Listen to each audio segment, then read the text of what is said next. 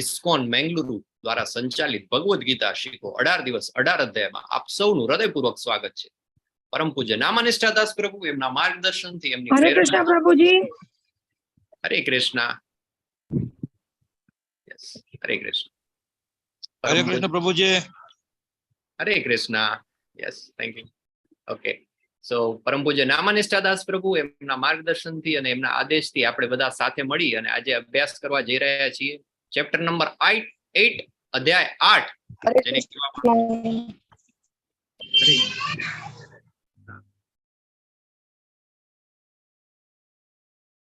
અધ્યાય 8 છે. જેમની પાસે Bhagavad Gita as it is છે એ લોકો ઓપન કરીને જોઈ શકે છે. પેજ નંબર 395 395 પેજ નંબર 395 ઉપર આવે છે. અધ્યાય 8 એનું નામ છે ભગવત પ્રાપ્તિ.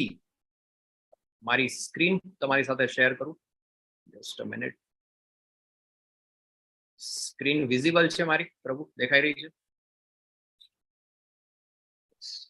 શ્રી શ્રી રાધા ગોવિંદના ચરણોમાં વંદન કરીએ આપણે. શ્રી શ્રી રાધા ગોવિંદ કી જય, નરસિંહદેવ કી જય, ગૌર નિતાઈ કી જય.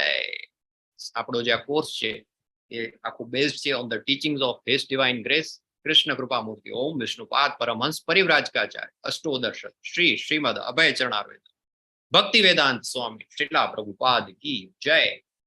અધ્યાય 7 આપણે જોયો ગઈકાલે. અધ્યાય 7 થી શરૂઆત થઈ હતી ભગવદ્ ગીતાના યુનિટ 2 ની, જે આપણે 3 ભાગમાં ડિવાઈડ કરીએ છીએ. પહેલા 6 ચેપ્ટર કર્મયોગ, પછીના 6 ચેપ્ટર પ્યોર ભક્તિ, પ્યોર ડિવોશનલ સર્વિસીસ, શુદ્ધ ભક્તિ, અને છેલ્લા જે 6 ચેપ્ટર છે જ્ઞાન. 7મા અધ્યાયમાં 2 મોટી વસ્તુ આપણે જોઈ હતી. એક તો આપણે પેલા શરૂઆતમાં ભગવાનની પ્રકૃતિ વિશે જાણ્યું, ભગવાનની ક્યાં ક્યાં ભગવાન છે, ભગવાનની અલગ અલગ જગ્યાએ વિભૂતિ જોઈ. એક આપણે જોયું હતું જયારે આપણે પાણી પીએ ત્યારે આપણે શું બોલવાનું છે? હરે કૃષ્ણ. યાદ છે કોઈને? 7.8 7મા અધ્યાયના 8મા શ્લોકમાં રસોહમ અપ્સુ કૌંતેય. બરાબર. જયારે આપણે પાણી પીએ ત્યારે આપણે ભગવાનને યાદ કરીએ. તો એ 7મા અધ્યાયનો 8મો શ્લોક છે, એ જોયું હતું આપણે. અલગ અલગ ભગવાનની વિભૂતિ જોઈએ આપણે, કઈ કઈ જગ્યાએ છે ભગવાન. પછી આગળ આપણે જોયું 2 પ્રકારના લોકો જોયા, એક દુષ્કૃતિના અને બીજા સુકૃતિના. દુષ્કૃતિનામાં આપણે શું જોયું હતું? તો દુષ્કૃતિનામાં આપણે જોયું હતું એવા 4 અલગ અલગ પ્રકારના લોકો છે જે ભગવાનની શરણે નથી આવતા. ચલો, યસ, રોશનીજી, હરે કૃષ્ણ. કયા 4 પ્રકારના લોકો છે જે ભગવાનની શરણે નથી આવતા? રોશનીજી અનમ્યુટ કરવું પડશે. એક જ મિનિટ. યસ, આપ અનમ્યુટ કરી શકો છો. હરે કૃષ્ણ. હરે કૃષ્ણ પ્રભુજી. યસ. હા, જે દુષ્કૃતિના છે, જે મૂર્ખ છે. બરાબર. એક મૂર્ખ થઈ ગયા. બરાબર. હા, જે દુષ્કૃતિના. હા, બરાબર. 4 પ્રકારના છે, એમાંથી એક થઈ ગયા મૂર્ખ. પછી બીજા અધમ, અધમ, અધમ, પાપી, નરાધમ, નાસ્તિક, બરાબર. આસુરી સ્વભાવ, આસુરી સ્વભાવ વાળો, આસુરી સ્વભાવ વાળા. બરાબર. દુરાચારી, દૂષિત કર્મ કરનાર, ઓકે. અધમ બરાબર. અને મૂઢ, જેમનું જ્ઞાન માયા વડે હરાઈ ગયું છે તેવા. અજ્ઞાન. ઓકે, ચલો બાપુશ્રી અમરસિંહજી 4 બોલી જાઓ. હરે કૃષ્ણ પ્રભુજી. હરે એક કૃષ્ણ. મૂળ શ્લોક અધમ એટલે નરાધમ, બીજા જ્ઞાન વડે માયા વડે હરાઈ ગયું છે એ લોકો, અને અસુરોની નાસ્તિક પ્રકૃતિ ધરાવનારા. હરે કૃષ્ણ. હરિભો, વેરી નાઇસ, થેન્ક યુ. તો 4 પ્રકારના લોકો છે ભગવાન કહે છે કે મારી શરણે નથી આવતા. એક તો જે મૂર્ખ છે તે, એક નરોમાં અધમ છે તે, એક કે જેનું જ્ઞાન માયા વડે અપયત એટલે કે હરાઈ ગયું છે, કહેવાતા રેશનાલિસ્ટ, કહેવાતા વૈજ્ઞાનિકો, કહેવાતા ઘણા બધા બૌદ્ધિકો, અને ચોથું એ છે આસુરી, નાસ્તિક પ્રકૃતિ ધરાવતા આસુરી લોકો, રાક્ષસો. 4 પ્રકારના લોકો છે ભગવાનની શરણે નથી આવતા. અને ભગવાન કહે છે કે એ લોકોની સમક્ષ હું પણ મારું જે સ્વરૂપ છે પ્રગટ નથી કરતો. બીજો પ્રશ્ન, કયા 4 પ્રકારના લોકો ભગવાનની શરણે આવે છે? યસ, મુકેશજી, હરે કૃષ્ણ. જે લોકો દુઃખી હોય છે તે લોકો ભગવાનની શરણે આવે છે, નંબર 1. નંબર 2, જે લોકો કંઈક મેળવવાની ઈચ્છા રાખતા હોય છે, લાઈક સકામ એનાથી આવે છે, વિથ ધ એટીટ્યુડ ઓફ સકામ ધીસ થિંગ. ત્રીજું છે કે જે લોકો જિજ્ઞાસુ હોય છે, those who are anxious or curious. અને ચોથું છે કે જે લોકો પરમ જ્ઞાનની શોધમાં આવે છે, to know the absolute truth. હરી બોલ, પરમ સત્યની શોધમાં જે લોકો આવે છે. હરી બોલ, વેરી નાઇસ, થેન્ક યુ પ્રભુ, પરફેક્ટ. 4 પ્રકારના લોકો જે ભગવાનની શરણે આવે છે. સૌથી પહેલા આવે છે દુઃખી, કે જેનો ઘણા બધા દુઃખ આવી ગયા, પીડા આવી. દુઃખમાં આપણે દુઃખી લોકોમાં આપણે 2 એક્ઝામ્પલ જોયા હતા, એક ગજેન્દ્ર મોક્ષ અને બીજા દ્રૌપદીજી, કે જે પોતાની વિપત્તિમાં ભગવાનની શરણે જાય છે. સેકન્ડ જે છે એ છે અર્થાર્થી, એટલે કે જેમને કંઈક ફાઇનાન્શિયલ અથવા તો બીજા કોઈ ટાઈપના ગેઇન કરવા છે. ધ્રુવ મહારાજ, કે જેને રાજ્ય જોઈએ છે. બીજું અર્થાર્થીમાં કોનું એક્ઝામ્પલ લીધું હતું આપણે? સુગ્રીવ, કે જે અગેન રાજ્ય જોઈએ છે. તો અર્થાર્થી એટલે કે કંઈક જે સકામ કર્મની ભાવનાથી આવે છે, કે ભાઈ મને પૈસા જોઈએ છે, ધન જોઈએ છે, પ્રતિષ્ઠા જોઈએ છે, રાજ્ય જોઈએ છે, પાવર જોઈએ છે. આ બધા થઈ ગયા અર્થાર્થી. ત્રીજી કેટેગરી થઈ જિજ્ઞાસુ, કે જે ક્યુરિયોસિટી સાથે આવે છે. એમાં આપણે એક્ઝામ્પલ લીધું હતું જિજ્ઞાસુમાં પરીક્ષિત મહારાજ, અને પરમ જ્ઞાનની શોધમાં આવે છે એમાં આપણે સુખદેવ ગોસ્વામી અને નૈમિષારણ્યના ઋષિઓ. તો આવી રીતે અલગ અલગ 4 પ્રકારના લોકો છે જે ભગવાનની શરણે આવે છે.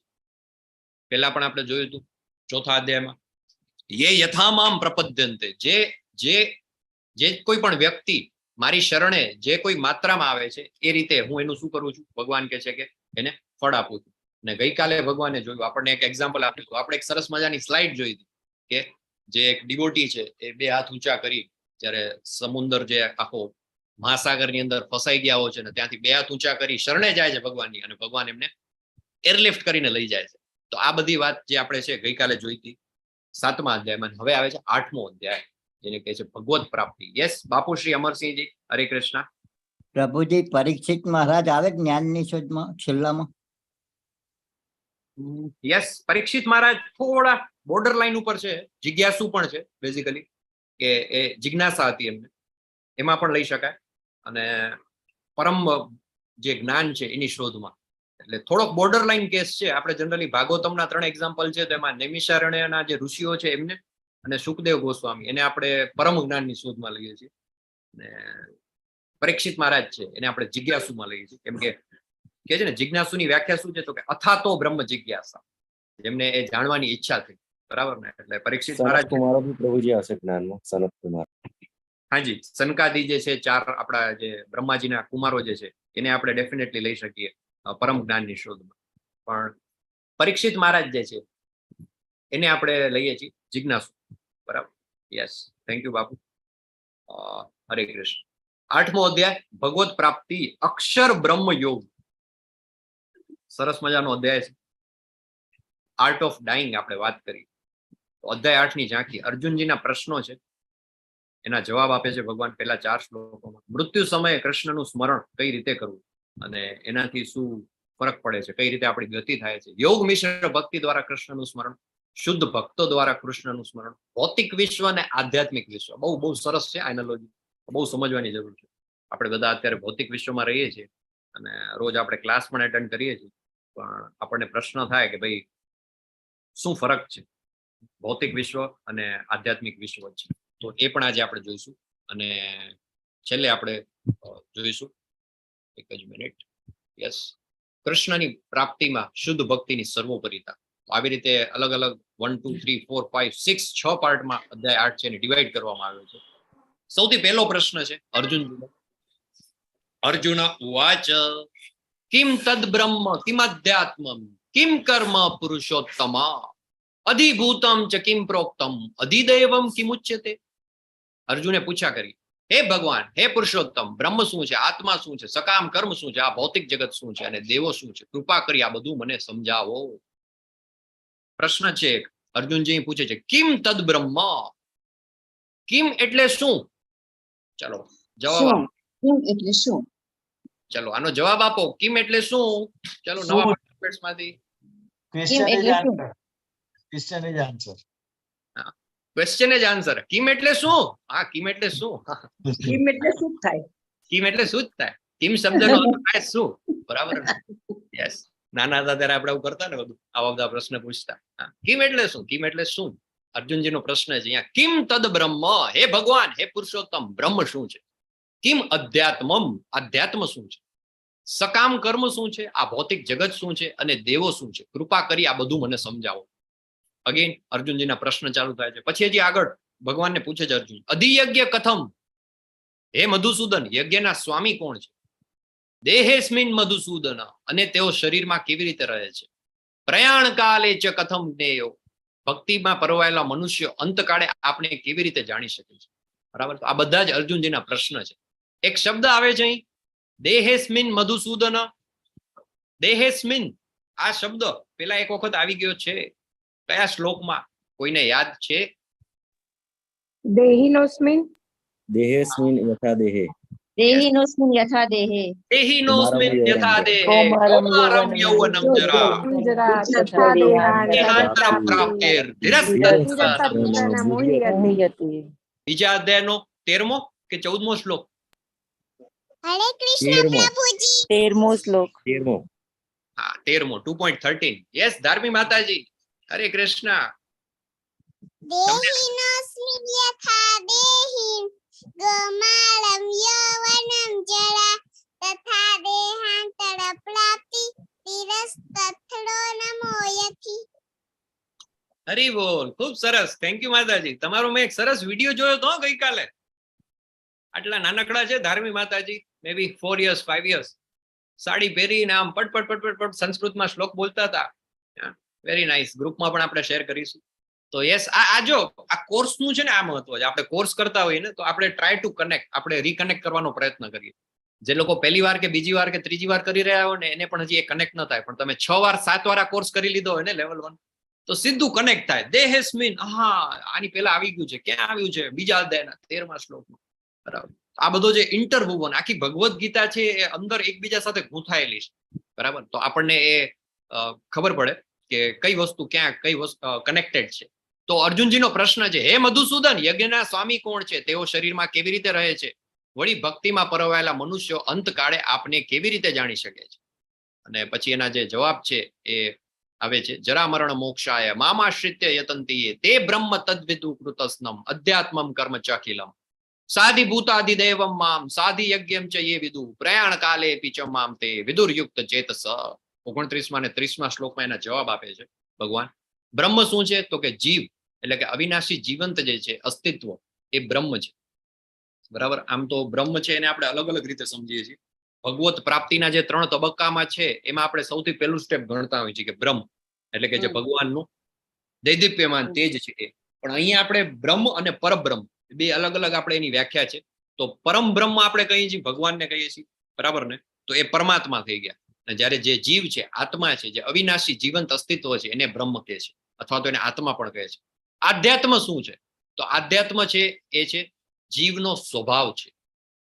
આપણા બધાનો સ્વભાવ એ શું છે? આધ્યાત્મ છે. સરસ મજાનું ચૈતન્ય ચરિતામૃતમાં આવે છે. જીવનો સ્વભાવ શું છે? કોને ખબર? કૃષ્ણ નિત્યદાસ. નિત્યદાસ. જીવે સ્વરૂપ હોય કૃષ્ણેર નિત્યદાસ. નિત્યદાસ. ચૈતન્ય ચરિતામૃતમાં આવે છે. ચૈતન્ય ચરિતામૃત છે એ ભક્તિ માર્ગનું પીએચડી કહેવામાં આવે છે. PhD, yes.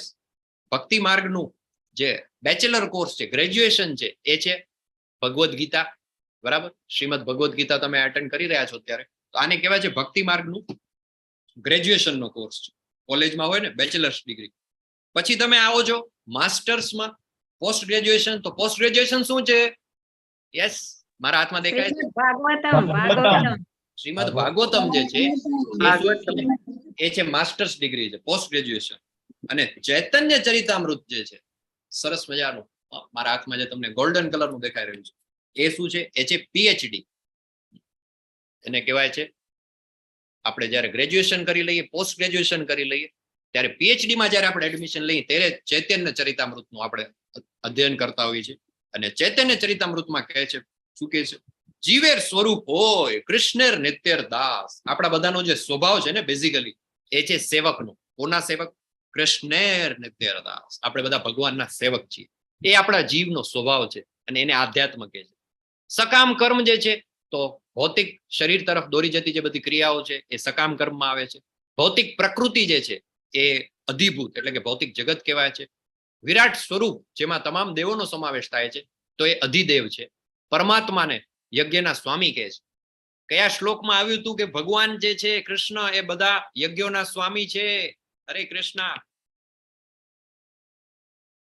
છઠ્ઠા અધ્યાયમાં ના, ક્યાં ગયા કીર્તિકુમાર પ્રભુ? ભોક્તારમ સર્વ યજ્ઞ તપસામ સર્વ લોકો 5.29 પાંચમા અધ્યાયનો 29મો શ્લોક. ભોક્તારમ યજ્ઞ તપસામ સર્વલોક મહેશ્વરમ સુરદમ સર્વભૂતાનામ જ્ઞાત્વા મામ શાંતિ મુચ્યતે. તો જે અધિયજ્ઞ, બધા યજ્ઞના સ્વામી કોણ છે? તો પરમાત્મા, પુરુષોત્તમ પરમેશ્વર ભગવાન શ્રી કૃષ્ણ. અધિયજ્ઞ ક્યાં રહે છે? તો ભગવાન બધાના હૃદયમાં પરમાત્મા સ્વરૂપે બિરાજમાન છે. અને મૃત્યુ સમયે કૃષ્ણનું સ્મરણ કેવી રીતે કરવું? તો જીવનભર સ્મરણનો અભ્યાસ કરવો. સતતં યંત કીર્તોમાં હા, સતતમ કીર્તયંતો મામ યતંતસ્ય નિત્યયુક્તા દૃઢતા. ઉપાસતે. Yes, very nice. સતતમ, કેમ કે એનું કારણ શું છે ખબર છે? આપણને બધાને કોઈને ખ્યાલ છે કે આપણું એક્સપાયરી ડેટ કઈ છે? કોઈ મહાનુભાવ છે એવા અહીં કે જેને ખ્યાલ હોય કે આપણી એક્સપાયરી ડેટ છે? ભૈયા, સવાલ છે મૃત્યુ સમય આપણે શું કરવું જોઈએ, બરાબર ને? તો મૃત્યુ સમય આપણે શું કરવું જોઈએ તો આપણે જોઈએ, પણ મૃત્યુ ક્યારે આવશે એ કોને ખબર પડશે? દરેક વસ્તુ આપણે કોઈ પ્રોડક્ટ લઈએ ને, અથવા તો ઇવન કોઈ સર્વિસ લઈએ આપણે, તો એની એક્સપાયરી ડેટ હોય. આપણે, તમે ખ્યાલ છે ને, તમે માની લો કે કોઈ બ્રેડ નું પેકેટ લઈને આવો તો બ્રેડ ની ઉપર એની એક્સપાયરી ડેટ હોય કે ભાઈ આ એની મેન્યુફેક્ચરિંગ ડેટ છે અને આ એની એક્સપાયરી ડેટ છે. આપણામાં ક્યાં એક્સપાયરી ડેટ લખેલી છે? જુઓ તો જરા, ચેક કરો તો ક્યાં હોય. કપાળ ઉપર હોય, અહીંયા ક્યાં લખેલી હોય, ક્યાં હાથમાં, ક્યાં પગની પાનીમાં લખ્યું હોય. ચેક કરી જોજો આજે ક્લાસ પછી, ક્યાં આમ આગળ પાછળ ક્યાંક લખેલું એક્સપાયરી ડેટ, થપ્પો મારેલો હોય, આ તારીખ એક્સપાયરી છે. ખ્યાલ નથી આપણને, કોઈને ખ્યાલ નથી, કોઈની એક્સપાયરી ડેટ ખબર જ નથી. બધી માથાકૂટ જ એની છે ને ભાઈ. નહીતર જો ખબર પડી જાય. હરે કૃષ્ણ હાજી. પ્રભુજી, રોજ જ એવો વિચાર કરો કે આવતીકાલ મારી સવારે એક્સપાયરી ડેટ છે, નક્કી જ છે. એટલે એ પ્રમાણે સતત ભગવાનનું નામ આપણને તરત જ યાદ આવી જાય. એને સ્મરણમાં જ રહી આખો દિવસ. અરે ખૂબ સરસ. આપણને ખ્યાલ જ નથી આપણી એક્સપાયરી કઈ છે, બરાબર ને? અને બહુ સરસ છે આખી વ્યવસ્થા છે ને, ભગવાને એવી કરી છે ને. નહીતર જો બધી વસ્તુની ખબર પડવા માંડે કે ભાઈ આ એક્સપાયરી છે ને આ મેન્યુફેક્ચરિંગ ડેટ છે, તો માણસો તો બધા બહુ હોશિયાર છે કળિયુગની અંદર. શું કરશે? હા, જયારે અંતકાળ આવશે ત્યારે ભગવાનનું નામ લેશું, સ્મરણ કરીશું. અત્યારે શું છે? અત્યારે શું માથાકૂટ કરવાની ભાઈ? જયારે આવશે ત્યારે કરીશું.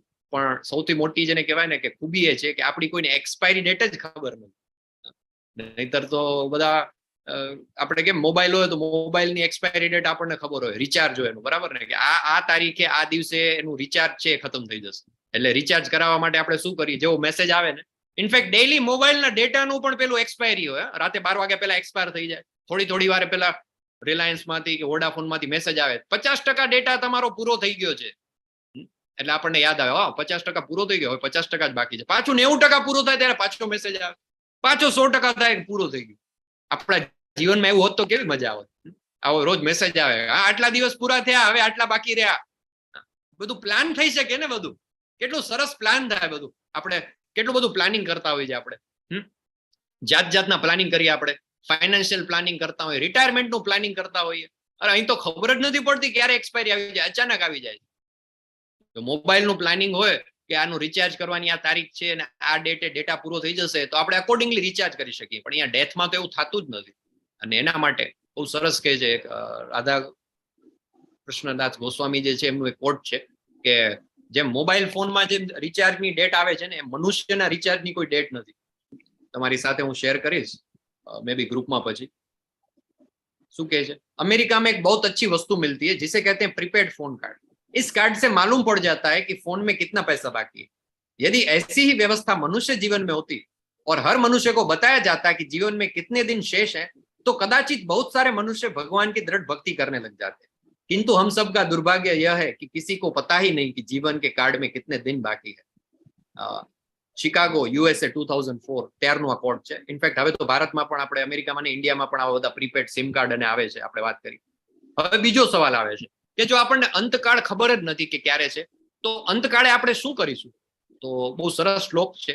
આમાં કે છે ભગવાન, તમને બધાને ખ્યાલ છે, ભીષ્મ પિતામહની ઘટના. ભીષ્મ પિતામહને શેનું વરદાન હતું? હરે કૃષ્ણ. મૃત્યુ. હા, બરાબર.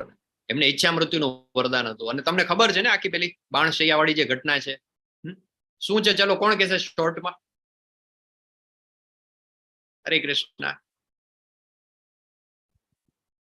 બાણશૈયા વાળી જે ઘટના છે, જો સ્ક્રીન ઉપર તમને દેખાઈ રહ્યું હશે. યસ, અનમ્યુટ કરીને બોલી શકો છો આપ, મુકેશજી. બાણસૈયા વાળી ઘટના પર એ ભગવાનનું જે વખતે ભગવાન એમની પર પેલું રથનું પૈંડું લઈને મારવા દોડ્યા હતા ભગવાન એમને, તે એમને યાદ કરે છે.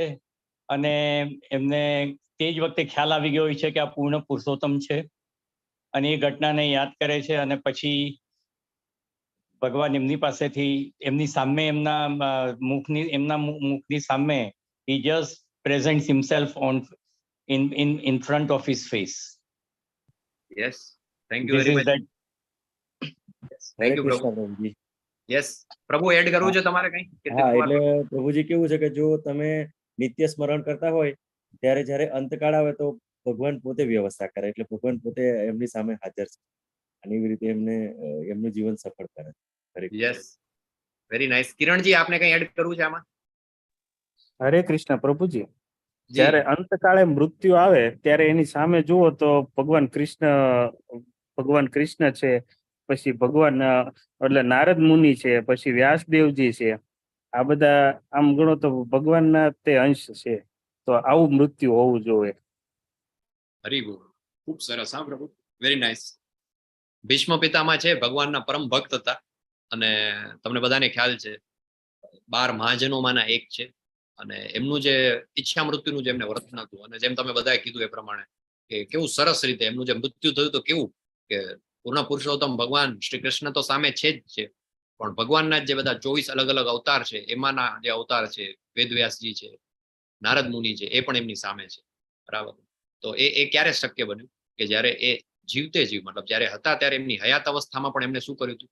સતત ભગવાનને યાદ કર્યા હતા, ભગવાનને સ્મરણ કર્યું હતું. આપણે જોયું હતું ને પહેલા દિવસે, આઈ થિંક આપણે વાત કરી હતી કે ભીષ્મ પિતામહના જે કારણો હતા ઘણા બધા.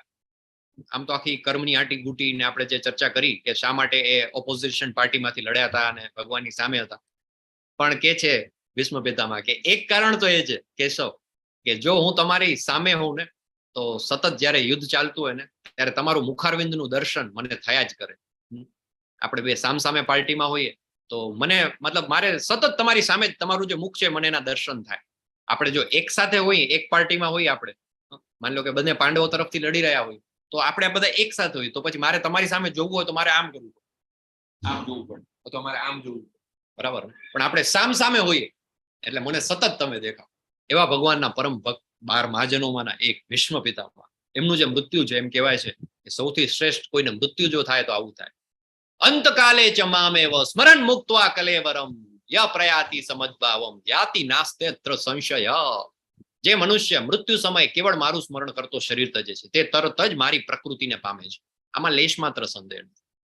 પણ સૌથી મોટો પ્રશ્ન કે અંતકાળે ભગવાનનું સ્મરણ ક્યારે થઈ શકે? જ્યારે જીવનભર, કેમ કે આપણને અંતકાળ કયો એ જ ખબર નથી. ઘણા બધા લોકો મોટા મોટા મહારથી એવા થઈ ગયા જેમને એમ હતું કે ભાઈ મૃત્યુ તો બીજા કોઈનું થાય. આપણે રોજ સવારે ન્યૂઝપેપર ખોલીને વાંચીએ ને, ન્યૂઝપેપરમાં આપણે જોઈએ બ્રિજ પડી ગયો, આટલા લોકોનું મૃત્યુ, અહીંયા લેન્ડસ્લાઇડ થઈ, આટલા ગુજરી ગયા, રોડ ઉપર એક્સિડન્ટ, 9 લોકોના મૃત્યુ. એટલે આપણને એમ થાય, આપણે સમાચાર વાંચતા જઈને ભેગા ભેગા ચા પીતા જઈને ગાંઠિયા કે થેપલા ખાઈએ, ભાખરી ખાઈએ, આપણને કઈ ફરક નથી પડતો. કેમ? ભાઈ એ છે, મૃત્યુ તો થાય, બીજા ના થાય, આપણા થોડા થાય. એક ઘટના છે મહાભારતની. કઈ ઘટના છે? આ ચિત્રમાં જે તમને દેખાય છે, સ્વભક્તિ દેવીદાસી માતાજી.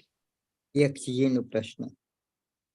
આ પાણી પીવા જાય છે ને યુધિષ્ઠિર ને આ બધા પાંડવો, ત્યારે યક્ષ પ્રશ્ન પૂછે છે, પાણી પીવે છે ત્યારે. એટલે કે છે કે પહેલા નકુળ ને સહદેવ ને એ બધા જાય છે ને પાણી પીવે છે, ત્યારે એ લોકો, યક્ષ કહે છે કે મારા પ્રશ્નનો જવાબ આપો ને ત્યારે તમારું મૃત્યુ થશે. પછી એના પ્રશ્નનો જવાબ નથી આપી શકતા એટલે ચારેય ભાઈઓના મૃત્યુ થાય છે. પછી છેલ્લે યુધિષ્ઠિર જાય છે કે આ બધા કેમ ના આવ્યા? ત્યારે એ પાણી લેવા જાય છે ત્યારે યક્ષ એમને પ્રશ્ન પૂછે છે કે મારા 5 પ્રશ્નોના તો જવાબ આપીશ ને તો જ આ તારા ભાઈઓને હું સજીવન કરીશ. પછી યુધિષ્ઠિર મહારાજને પ્રશ્ન પૂછે છે એટલે છેલ્લો પ્રશ્ન એ હોય છે કે જીવનનું સૌથી મોટામાં મોટું આશ્ચર્ય શું છે? ત્યારે યુધિષ્ઠિર મહારાજ જવાબ આપે છે કે મનુષ્ય દરરોજ માણસને મરતો જોવે છે છતાં એને એમ થાય છે કે હું અમર છું. એ જ જીવનનું સૌથી મોટું આશ્ચર્ય છે. હરે કૃષ્ણ પ્રભુજી. હરી બોલ, વેરી નાઇસ. માતાજી એકદમ ફટાફટ શિક્ષક જેમ સમજાવે સ્કૂલમાં એમ તમે પણ રિટાયર થઈ ગયા છો પણ હજી શિક્ષકની જેમ જ અમને સમજાવી દીધું. થેન્ક યુ પ્રભુજી. આત્મા તો શિક્ષકનો છે ને હજી. શરીરે શિક્ષકનું જ છે માતાજી હજી તો. Yes, thank you, very nice. તો યુધિષ્ઠિર મહારાજનો જે યક્ષ છે જે પ્રશ્ન પૂછે છે અને કહે છે કે સૌથી મોટું આશ્ચર્ય શું છે? અને મહાભારતની અંદર આખું એનું ડિટેલમાં વર્ણન આવે છે. બરાબર. અહમ્ય અહાની ભૂતાની શું કે છે? ગચ્છનિતા યમાલયમ શેષ સ્થાવરમ ઇચ્છંતિ કિમ આશ્ચર્યમત પરમ. hundreds and thousands of living beings, જે હજારો અને લાખો એન્ટિટી જે છે જીવો છે, meet death at every moment. દરેક ક્ષણે હજારો લાખો લોકોના મૃત્યુ થાય છે. But a foolish living being nonetheless thinks that himself deathless and does not prepare for death. This is the most wonderful thing in this world. સૌથી આશ્ચર્ય મોટું એ છે, યુધિષ્ઠિર મહારાજ કહે છે કે દર ક્ષણે, દર મિનિટે, દર સેકન્ડે આ પૃથ્વી ઉપર હજારો ને લાખો લોકોના મૃત્યુ થાય છે પણ મનુષ્ય જે છે, મૂર્ખ મનુષ્ય છે, મૂર્ખ જીવ છે, એવું સમજે છે કે એ અમર છે, એનું મૃત્યુ નથી થતું. ગુજરાતી ભાષામાં એક શબ્દ આવે છે સ્મશાન વૈરાગ્ય. સ્મશાન વૈરાગ્ય એટલે શું? કોને કહેવાય સ્મશાન વૈરાગ્ય? યસ, કિરણ સાધુજી. હરે કૃષ્ણ પ્રભુજી. જયારે સ્મશાનમાં જાય ને ત્યારે સામે વ્યક્તિ નો અગ્નિ સંસ્કાર થતો હોય ને ત્યારે બધાને વૈરાગ્ય જાગે કે હવે તો આવું કરવું જોઈએ ને હવે તો આવું કરવું જોઈએ ને એવી બધી વાતો કરે. પછી જેવા બહાર નીકળી જાય સ્મશાનની એટલે પાછું બધું ભૂલી જાય ને પાછા ભૌતિક જગતમાં ફસાઈ જાય. યસ, થેન્ક યુ પ્રભુ. સ્મશાનમાં જાય ને જયારે અગ્નિ ઉપર ચિત્તાને સળગતી જ હોય ને ત્યારે 1 સેકન્ડ પૂરતું ઓર મે બી ફોર અ ફ્યુ મિનિટ્સ, અડધો કલાક પૂરતું શું થઈ જાય? ઓ આ તો જીવન છે, નશ્વર છે, ક્ષણભંગુર છે, આ બધી મોહ માયા છે, આ બધું હવે બધું છોડી દેવું છે. બહાર જઈને સીધે એમ કે ના હવે આપણે છે ને બધું આ ખોટા કામ કરવા જ નથી. આ બધું શું લઈને આવ્યા હતા અને શું લઈને જાશું? આ બધો માયાનો ખેલ છે, બધું અહીંયા છોડીને જ જવાનું છે. સ્મશાનના દરવાજા સુધી જો બારે નીકળે ને એટલે વળી પાછું આ ભાઈ શું થયું? પેલું માર્કેટ ઓપન આજે ગેપ અપ છે, ગેપ ડાઉન છે, શું છે? ઉપલી સર્કિટ, નીચલી સર્કિટ, હા પેલા અદાણીના શું થયું? આપણે પેલા પોઝિશન આપણી હતી ચાલુ છે કે નહીં? બધું તરત જ ફટ ફટ ફટ બધું ચાલુ થઈ જાય. સવારે 9:30 સ્ટોક માર્કેટ ખુલે ને ભાઈ ત્યારે આ બધું સ્મશાન બસાન બધું પછી સાઈડમાં રહી જાય. અને હવે તો સ્મશાનની અંદર જ સરસ મજાનું એક રમકડું આવી ગયું. હા, બધા પાસે છે, આપણા બધા પાસે હોય, કોઈક પાસે તો 2 હોય છે. એવું રમકડું આવી ગયું છે ને તમે સ્મશાનમાં અંદર જઈને પણ જુઓ ને તો અગ્નિ સંસ્કાર ચાલતા હોય ને તો મે બી જે ઇમિડિયેટ ફેમિલી મેમ્બર છે ને એ લોકો બધા વિધિ પતાવતા હોય ત્યાં સુધી હોય. બાકીના બધા લોકો છે ને કુંડાળું કરીને બેઠા હોય, જાત જાતની ગામ ગપાટા હાંકતા હોય ને ત્યાં સ્મશાનની અંદર જ, અરે દરવાજા સુધી નહીં, સ્મશાનની અંદર જ વૈરાગ્ય પૂરું થઈ જાય અને પોલિટિક્સની ને ઇલેક્શનની, સ્ટોક માર્કેટની, ક્રિકેટની, ફિલ્મની બધી વાતો ચાલુ થઈ જાય, પડોશીની વાતો ચાલુ થઈ જાય, બધું અંદર સ્મશાનની અંદર જ. વૈરાગ્ય કેવું? અમને તો ચિત્તાની સામે ઉભા છે ત્યાં સુધી ને હવે તો એવો સમય આવશે, ખબર નહીં કદાચ આવી પણ ગયો હશે, લોકો સ્મશાનમાંથી આમ ને ચિત્તાની સાથે આમ સેલ્ફી લઈ અને સ્ટેટસ અપડેટ કરશે વોટ્સએપ ઉપર, ફીલિંગ બ્લેસ્ડ વિથ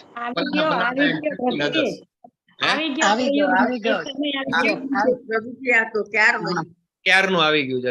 જો સ્મશાનમાંથી હવે એવી સેલ્ફીઓ આવે ચિત્તાની સાથે, ફીલિંગ બ્લેસ્ડ, અથવા આજે ફલાણા ફલાણાના મૃત્યુ સમયે એમના અગ્નિ સંસ્કારમાં સામેલ થવાનો લાવો લીધો.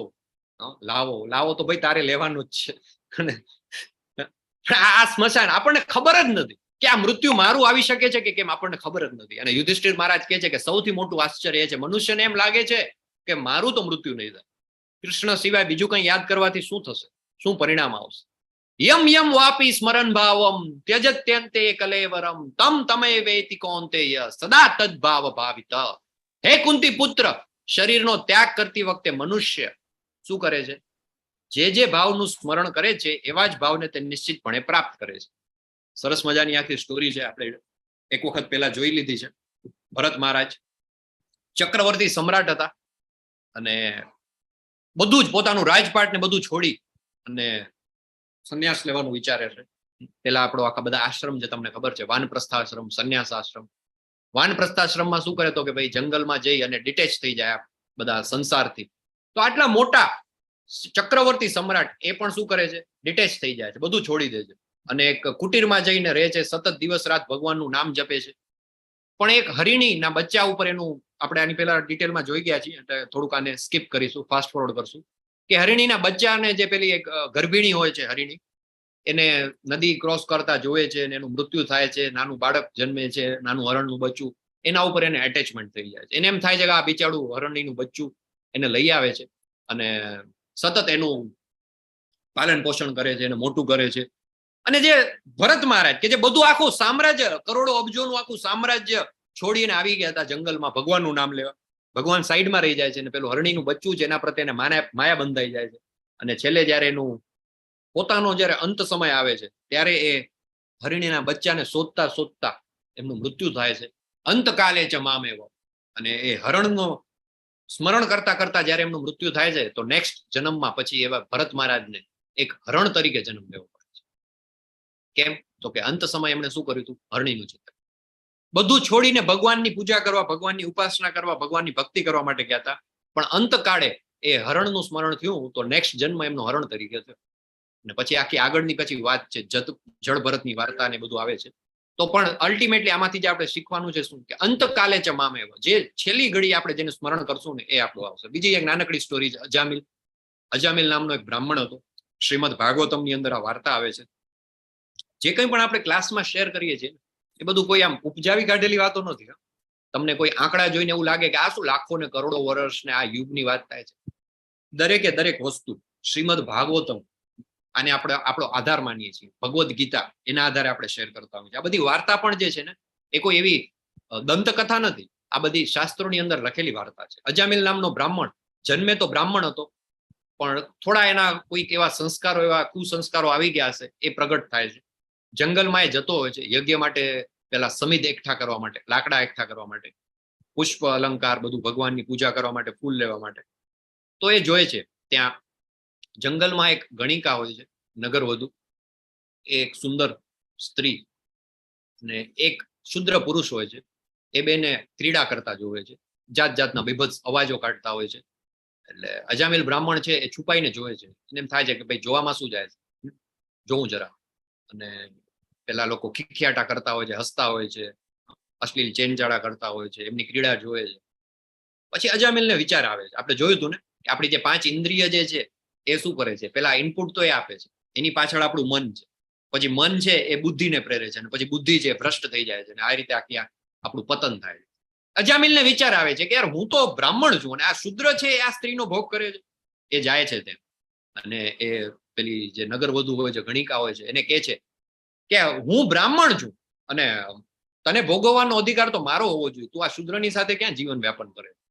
પેલી ગણિકા હસવા માંડે છે, તું તો અજામિલ, તું તો બ્રાહ્મણ છે અને તું ક્યાં આ રસ્તા ઉપર આવી ગયો, ભાઈ આ તારો રસ્તો નથી ભાઈ, તું જા તારા રસ્તે, ખોટા રસ્તે તું આવી ગયો છે. અજામિલ કે ના ના, મને તને ભોગવવાનું બહુ મન થાય છે, તું કે મને કે શું મારે કરવું પડશે.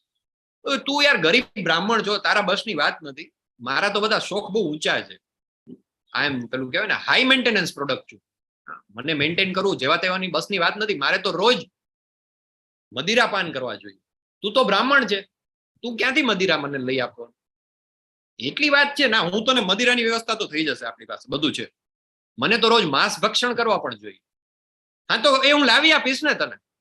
અરે મારે તો મારા શોખ બધા એવા છે, મારે તો બધા ઘરેણા પહેરવા જોઈએ, એના માટે બહુ મારો રોજનો ખર્ચો જ 100 સોના મોહરનો છે, ખબર છે તને. અજામિલ કે બધું હું કરીશ. તો કે તું બ્રાહ્મણ છો, ના હું કરીશ તારા માટે, બસ તું મારી સાથે આવ. અને એવી રીતે કરી અને અજામિલ છે એ ગણિકાને પોતાના ઘરે લઈ આવે છે. પોતે પરિણીત હોય છે, એના વૃદ્ધ મા બાપ હોય છે, એની પત્ની હોય છે, બાળકો હોય છે. પણ જે પેલું કહેવાય ને કે કામ, ક્રોધ અને લોભ ત્રણે નર્કના દ્વાર છે. જ્યારે હાવી થઈ જાય ત્યારે મનુષ્યને બીજું કાંઈ નથી દેખાતું. એની પત્નીને કહે છે કે તારે કામ કરવા માટે એક સ્ત્રીની જરૂર હતી ને, તો જો હું આને લઈ આવ્યો છું, એ બધું કામ કરશે.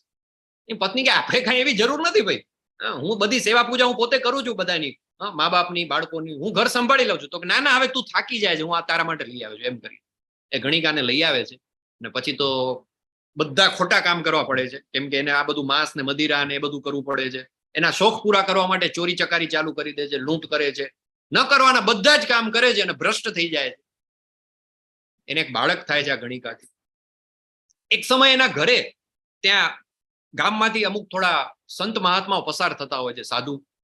એ એમના ઘરે ત્યાં રોકાય છે, ભોજન લે છે અને એ સમયે થોડા આશીર્વાદ આપે છે અને સાથે સાથે એક સજેશન આપે છે કે આ તમારું બાળક જે છે, જે એને 10મું બાળક થાય છે અજામિલને ગણિકાથી, એ કે આનું નામ તમે નારાયણ રાખજો. અને નારાયણ એનું નામ રાખવામાં આવે છે. અજામિલ તો આજીવન બધા ભ્રષ્ટ કાર્ય બધા કરતો રહે છે. અંત સમય એનો આવે છે. અજામિલને સૌથી વધારે જે પેલું કહેવાય ને એટેચમેન્ટ જે હતું ને, જેમ કેમ પેલું ભરત મહારાજને હરણના બચ્ચામાં હતું, એમ અજામિલને સૌથી વધારે એટેચમેન્ટ હતું કોની અંદર? એના જે સૌથી નાના પુત્ર નારાયણ. આખો દિવસ એ નારાયણનું નામ. નારાયણે જમી લીધું કે નહીં? નારાયણ આવી ગયો ગુરુકુળમાંથી, અભ્યાસ કરીને આવી ગયો? નારાયણ ઉઠ્યો કે નહીં? નારાયણ સૂતો કે નહીં? નારાયણે પાણી પીધું? સતત નારાયણ નારાયણ, સતત નારાયણના ધ્યાનમાં. અને છેલ્લે જયારે અંતકાલે ચ મામેવ, જયારે એનો અંત સમય આવે, યમદૂત એને લેવા માટે આવી જાય છે, ત્યારે પણ એના મુખેથી શું નીકળે છે ખબર છે? નારાયણ નારાયણ. નારાયણ ક્યાં ગયો? એને લઈ આવો. ને છેલ્લે જયારે નારાયણ બોલે છે અંતકાળે, જેવું નારાયણનું નામ લે છે ને, યમદૂત આવ્યા હોય છે એને લેવા, પણ તરત જ શંખ ચક્ર ગદા પદ્મ 4 હાથ વાળા વિષ્ણુના દૂતો પ્રગટ થાય. વિષ્ણુના દૂત કે છે કે ભાઈ આ તો અમારો કસ્ટમર છે. યમદૂત કે ના હોય, ચેક કરવા દો, એક્સેલ શીટ ખોલે છે, અજામિલ આ તો અમારા લિસ્ટમાં છે ભાઈ, આનો હિસાબ કિતાબ છે ચિત્રગુપ્ત પાસે, અકોર્ડિંગલી આને નર્કમાં લઈ જવાનો થાય છે, અમારા લિસ્ટમાં છે. જો વિષ્ણુદૂત કે પોસિબલ જ નથી. અને વિષ્ણુદૂતો વચ્ચે ને યમદૂતો વચ્ચે યુદ્ધ થાય છે અને યમદૂતોની હાર થાય છે. યમદૂત પાછા જાય છે ચિત્રગુપ્ત પાસે કે મહારાજ તમે આવા લોચા કર્યા, તમે તો અમને લિસ્ટ આપ્યું હતું, એમાં તમે આનું નામ લખ્યું હતું, અમે તેને ઉપાડવા માટે પહોંચી ગયા. અને ત્યાં તો ઓલા 4 હાથ વાળા બધા વિષ્ણુદૂત આવે ને કે આ તો અમારો કસ્ટમર છે. કે શું હતું, કોણ હતું? તો કે અજામિલ. વાત શું હતી? તો કે અજામિલનો તમે ચોપડો જુઓ તો બધા એને ખરાબ કામ જ કર્યા છે, આખા જીવનમાં કોઈ સારા કામ નથી કર્યા. પણ અંતકાળે, તો કે અંતકાળે નારાયણ નારાયણ બોલતો. હા, તો આપણાથી કઈ ન થાય. આપણા બધા જ જે હિસાબ કિતાબ છે ને નલેન વોઇડ થઈ જાય. જો એ છેલ્લે નારાયણ બોલ્યો હોય ને તો આપણે એને સોંપી દેવું પડે વિષ્ણુદૂત. વિષ્ણુદૂતો લઈ જાય છે અને અજામિલ છે એનું મૃત્યુ અટકી જાય છે, મૃત્યુ નથી થતું. પણ જયારે વિષ્ણુદૂત આવીને એને બચાવે છે ત્યારે અજામિલને ભાન થાય છે પોતાની ભૂલનું. અને પછી બાકીનું એનું આખું જીવન જે છે એ ગંગાજીના કિનારે હરિદ્વારમાં જઈ અને પોતાનું જીવન ગાળે છે અને સતત ભગવાનના નામમાં રમમાણ રહે છે. અને પછી જયારે અજામિલ ગોલોકધામમાં જાય છે, જયારે એનો અંત સમય આવે છે, ત્યારે ભગવાન સાક્ષાત એનું બધા સ્વાગત કરવા માટે ત્યાં આવે છે. અને આ અજામિલની સ્ટોરી, એના ઉપરથી જે આપણે જે શીખવાનું છે એ છે કે અંતકાળે આપણે જેનું નામ લેશું એ જ આપણી સાથે આવશે. અને અંતકાળે ભગવાનનું નામ આપણે ત્યારે લઈ શકીએ કે જ્યારે આપણે જાગતા, ઉઠતા, બેસતા આપણે સતત હરે કૃષ્ણ કૃષ્ણ કૃષ્ણ હરે હરે, હરે રામ રામ રામ હરે હરે, એ પ્રેક્ટિસ હોય ને તો જ આવે. તો એનો મતલબ આપણે સતત મૃત્યુના પડછાયામાં જ રહેવાનું કે હમણાં મૃત્યુ થશે ના. ભગવાન કહે છે 7મા શ્લોકમાં, તસ્માત સર્વેષુ કાલેષુ મામ અનુસ્મર યુદ્ધ ચ મય્યર્પિત મનોબુદ્ધિર મામે વૈશ્ય સંશય. તેથી હે અર્જુન, તારે સદા કૃષ્ણ રૂપમાં રહેલા મારું ચિંતન કરતા રહેવું અને તે સાથે જ યુદ્ધ કરવાનું, તારું નિર્ધારિત કર્તવ્ય પણ કરતા રહેવાનું. યુદ્ધ તો કરવાનું જ છે ભાઈ.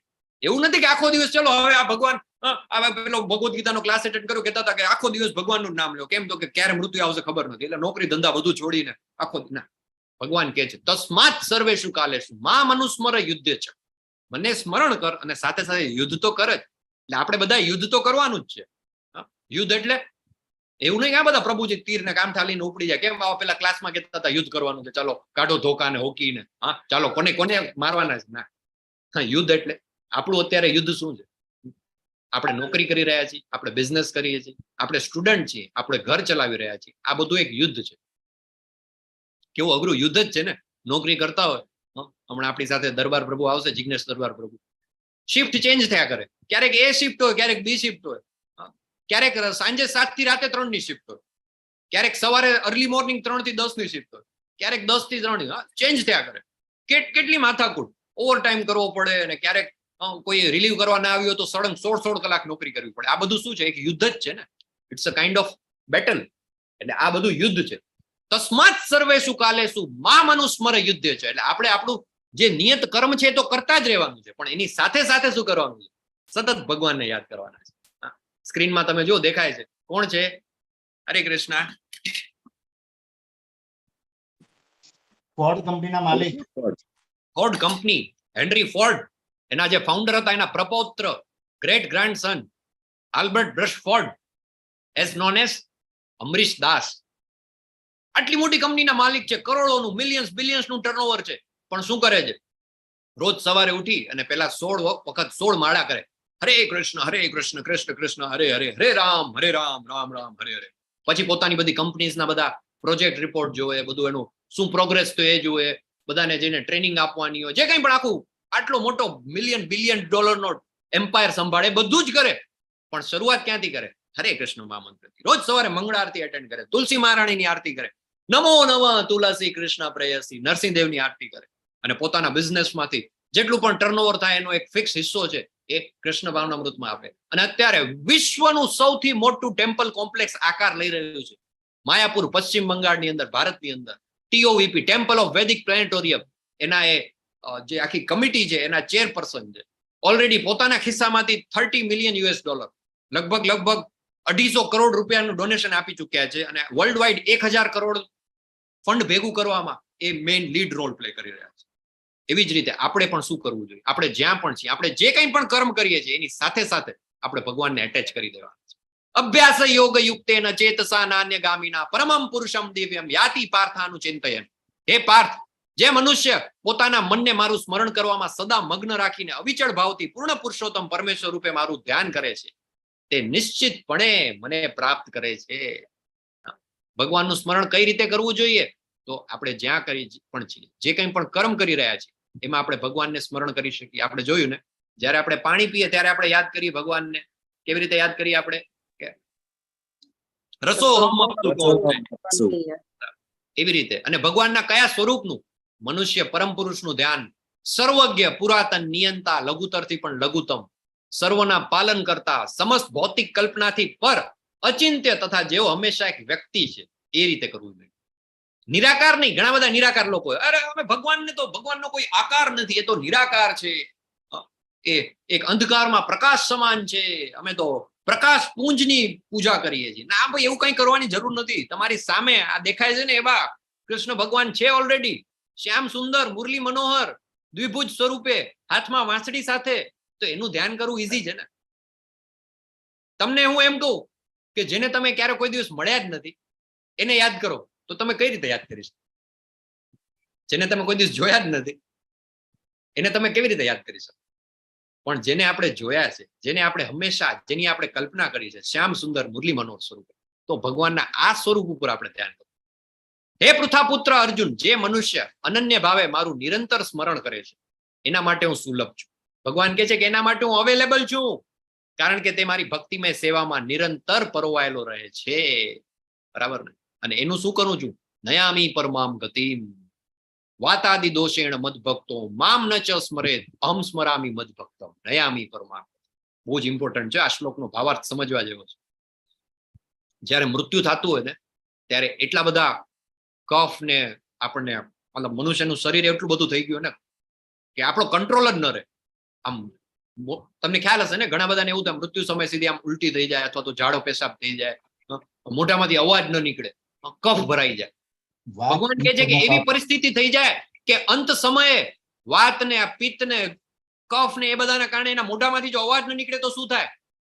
ભગવાન કહે છે એ સમયે હું મારા ભક્તને યાદ કરું છું. જો એને પોતાનું સમગ્ર જીવન મને યાદ કરવામાં વિતાવ્યું હોય, તો એવા સમયે એ મારા ભક્તને હું યાદ કરું છું અને એને હું પરમ ગતિ આપું છું. અને હવે છેલ્લે, ભૌતિક વિશ્વ અને આપણા વિશ્વ વચ્ચે શું ફરક છે? મામુપેત્ય પુનર્જન્મ દુઃખાલયમ અશાશ્વતમ નાપનુવંતી મહાત્માન સંસિદ્ધિમ પરમામ ગતા. મને પ્રાપ્ત કર્યા પછી મહાત્માજનો કે જેઓ ભક્તિ યોગી છે, તેઓ દુઃખમય એવા આ ક્ષણભંગુર જગતમાં કદાપી પાછા આવતા નથી, કારણ કે તેમણે શું કર્યું છે? એને પરમ સિદ્ધિ પ્રાપ્ત કરી છે. આ સંસારને શું કહેવામાં આવ્યું છે? દુઃખાલયમ અશાશ્વતમ. બે શબ્દ છે. કેવા શબ્દ છે? એક છે દુઃખાલયમ અને એક છે અશાશ્વતમ. દુઃખાલય તો છે પણ કેવું છે? અશાશ્વતમ. બરાબર. આ છેલ્લું એક એનાલોજી છે, એ સમજી અને પછી આપણે આપણા આજે એક ગેસ્ટ છે, ગેસ્ટ અપીરન્સ, એમને આપણે ઇન્વાઇટ કરીશું 3 થી 5 મિનિટમાં. એ આપણને ગોલોકધામની યાત્રા કરાવશે. એક સરસ મજાનો ચાર્ટ છે, સમજાવશે. પણ એની પહેલા આપણે સમજી લઈએ કે આ સંસારને દુઃખાલય કહેવામાં આવે. તમને એમ થાય આ સંસાર દુઃખાલય ક્યાં છે? અહીંયા તો સુખ જ સુખ છે, કેવી સરસ મજા આવે છે, બધો આનંદ જ આનંદ છે. પણ ભગવાન કહે છે કે આ કેવું છે? દુઃખાલય છે. અને સાથે સાથે કેવું છે ખબર છે? અશાશ્વતમ, ટેમ્પરરી છે.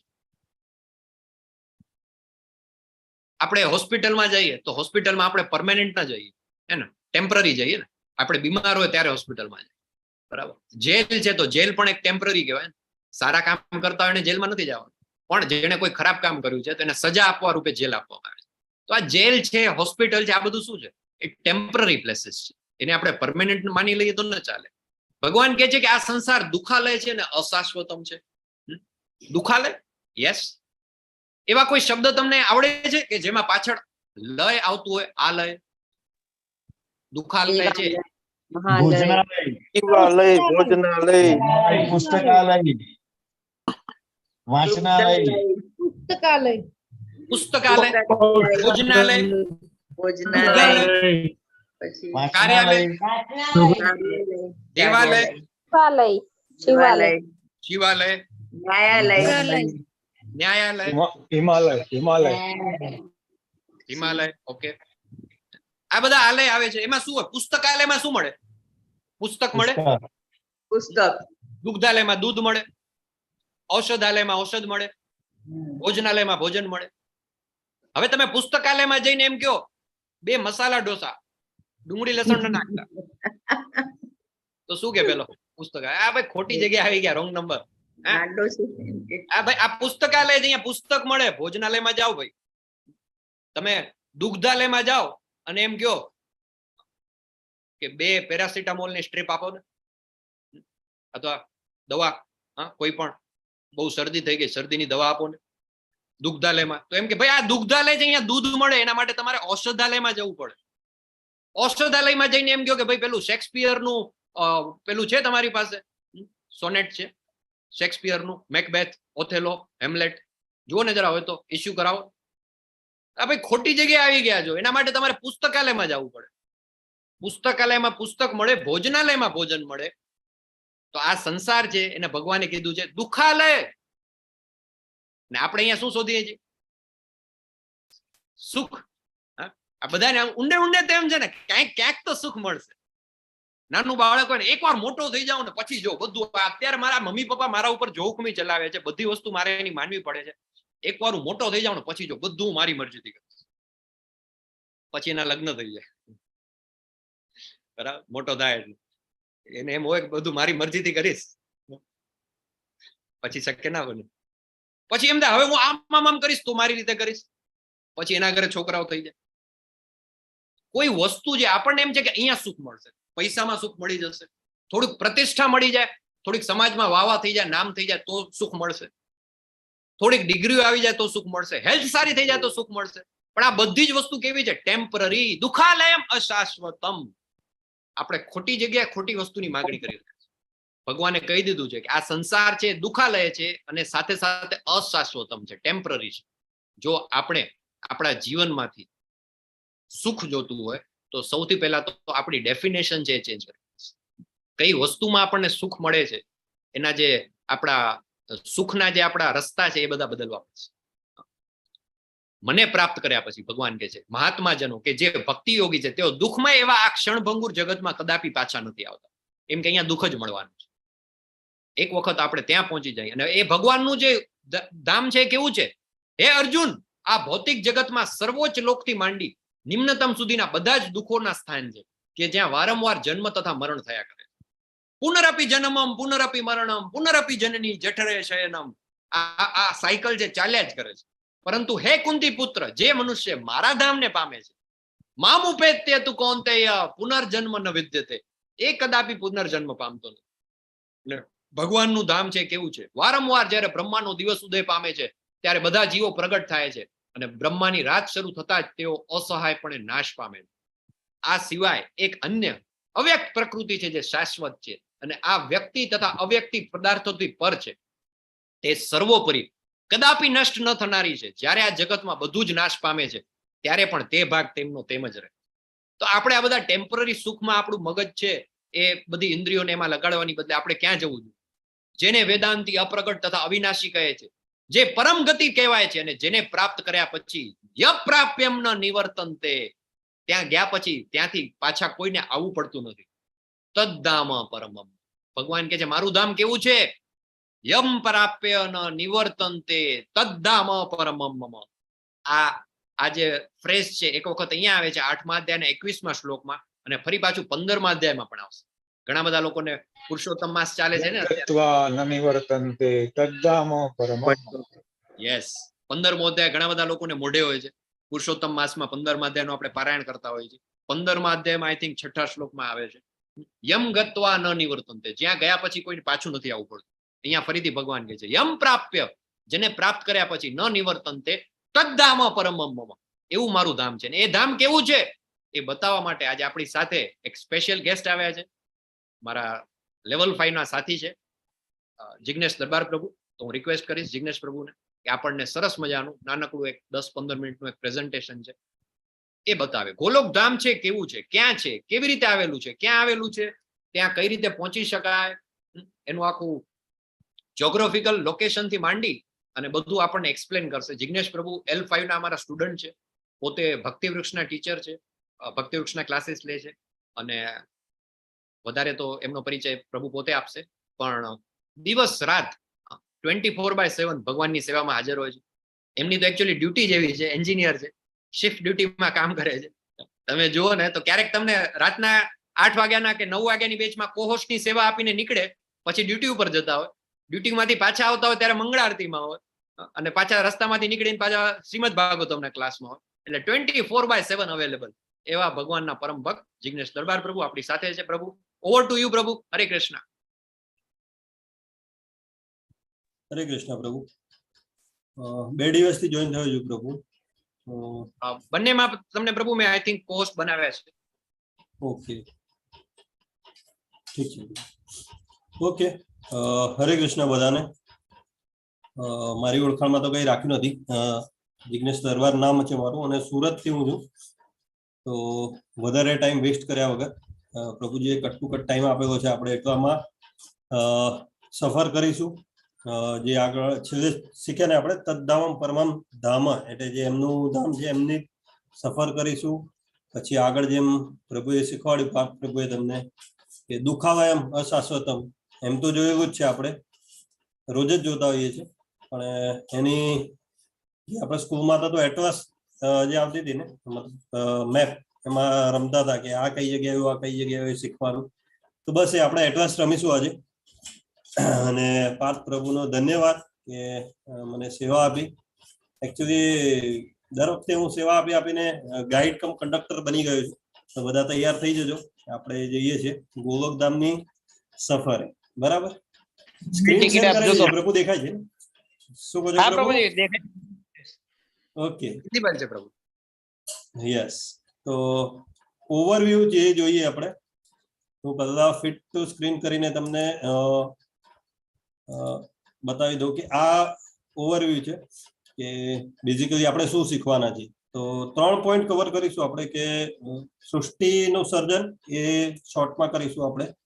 પછી આપણે ક્યાં છીએ અને ભગવાન ક્યાં છે અને આપણો ફાઇનલ ડેસ્ટિનેશન, આપણું ગોલ શું હોવું જોઈએ, એ આપણે 3 વસ્તુ આપણે જોઈશું. બરાબર? તો પછીથી હું સ્ક્રીન ઝૂમ કરી દઈશ, તો કદાચ તમને ના દેખાય તો હું પહેલા એટલે તમને એક ફૂલ સ્ક્રીનમાં દેખાડું છું. જે નીચે આ દેખાય છે ડાર્ક કલરમાં જે ગોળો છે એ ભૌતિક જગત છે, જે દુખાવે એમ આપણે કહેતા હતા. એમાં પણ આપણી લોકેશન એક્ઝેક્ટ ક્યાં છે એ બતાવીએ આપણે. પછી આ વચ્ચે છે વૈકુંઠ ધામ છે, ભગવાનની ઓફિસ, અને ઉપર જે છે એ ગોલોકધામ છે, ભગવાનનું ઘર. અને આપણું વિશ ટ્વિસ્ટમાં જે કહેવાય ને, બકેટ ટ્વિસ્ટમાં જે આપણે રાખીએ વસ્તુઓ, એ ઘર આપણું, જે આપણે ફાઇનલ ડેસ્ટિનેશન કે ગંતવ્ય જે હોવું જોઈએ તે છે. બરાબર, તો સ્ટાર્ટ કરીએ આપણે. કોઈ પણ મોટી જગ્યાએ તમે જાઓ, ગાર્ડનમાં, બગીચામાં કે મોલમાં, તો ત્યાં તમે એન્ટ્રી પર હોય ને તો ત્યાં તમને એક મેપ જેવું મૂકેલું હોય અને એક પિન મારેલી હોય ત્યાં કે યુ આર હિયર. જોઈ હશે ને બધા? તો આપણે પહેલા આટલા બધા આટલું વાસ્ટ જગ્યા બતાવી ઉપરથી, તો એટલીસ્ટ આપણને ખબર હોવી જોઈએ કે વેર આર યુ, મતલબ વેર આર વી, આપણે ક્યાં છીએ. તો આપણે છીએ અહીંયા 7 નંબર ઉપર. તમને દેખાતા હશે અક્ષર, આઈ ગેસ. ના દેખાતા હોય તો જરાક ઝૂમ કરજો મોબાઈલમાં કે તમારી સ્ક્રીનમાં દેખાઈ જશે, ને તો પણ ના દેખાય તો ગ્રુપમાં ગોલોક ચાર્ટ મૂકવામાં જ આવશે. તો 7 નંબર ભૂલોક છે, ત્યાં આપણે અત્યારે છીએ. અર્થ છે આ, અને અર્થ એટલે ખાલી અર્થનું ગ્લોબ નહીં. આપણું જે સૌરમંડળમાં જે પણ ગ્રહો બધા આવી ગયા, આપણા ચંદ્રયાન 3 કે જે પણ આપણા પ્રોજેક્ટ જ્યાં પહોંચવાની તૈયારી કરે છે કે એમ્બિશન રાખે છે, એ બધું જ ભૂલોકમાં આવી ગયું. બરાબર, એનાથી ઉપર 6 લોક હોય છે, સત્યલોક, તપોલોક. એ બધા જે છે ઉચ્ચતર લોક કહેવાય. સત્યલોક એટલે બ્રહ્માનું લોક. જ્યારે તમે ગોલોક ચાર્ટ વાંચો ને ત્યારે એની બાજુમાં એની ડિસ્ક્રિપ્શન હોય. સત્યલોક લખ્યું તો એની બાજુમાં લખ્યું ધ એબોર્ડ ઓફ લોર્ડ બ્રહ્મા. બરાબર, તપોલોક તો ધ એબોર્ડ ઓફ 4 કુમારાસ, એવી રીતે લખેલું છે, એ જોઈ લેજો. એ ઉચ્ચતર લોકોને પછી આપણા જે 7 નંબરની નીચે બીજા 7 એટલે જે નિમ્નતર લોકો છે, જે નીચ લોકો કહેવાય, અતલ, વિતલ, સુતલ. એમાં બધી ગોષ્ઠી સ્પિરિટ તો આપણા કરતા ઉપર છે, પણ જે નાગલોક કહેવાય, દૈત્યલોક કહેવાય, પછી નાગલોક કહેવાય, એ બધા આપણી નીચે છે. અને એનાથી પણ નીચે 28 ટાઈપના નરક લોક હોય છે. બરાબર, જેનું આપણે વધારે ડીપમાં સમજવું હોય તો ગરુડ પુરાણમાં એનું વર્ણન કરેલું છે. બરાબર, તો આ બધું ભેગું થઈને આ બધા જે લોક છે, 14 લોક, એ બધા મળીને આપણું એક ભૌતિક જગતનું સર્જન થાય છે, જે મટીરિયલ વર્લ્ડ આપણે કહીએ છીએ તે. બરાબર, તો આ જેટલું બધું લાંબુ છે, મતલબ વાસ્ટ છે સમજવાનું. તો આપણી સમજણ ક્યાં સુધી છે એ આપણે માપવી રહી. અને આ ક્લાસ પછી આપણે ગોલોકધામ પ્રાપ્ત કરવા માટેના પ્રયત્નોમાં કેવી રીતે, કેવી સ્પીડે વધારો કરવો જોઈએ એ પણ આપણે ફિગર આઉટ કરવાનું છે. બરાબર, ઓકે. તો મટીરિયલ વર્લ્ડનું મેં તમને સ્મોલમાં તમને ઇન્ટ્રોડક્શન આપી દીધું. હવે આપણે બીજો પોઈન્ટ આપણા ગોલોકધામનો, કે સૃષ્ટિનું સર્જન કેવી રીતે થયું તે જાણવાનો પ્રયાસ કરીશું. તો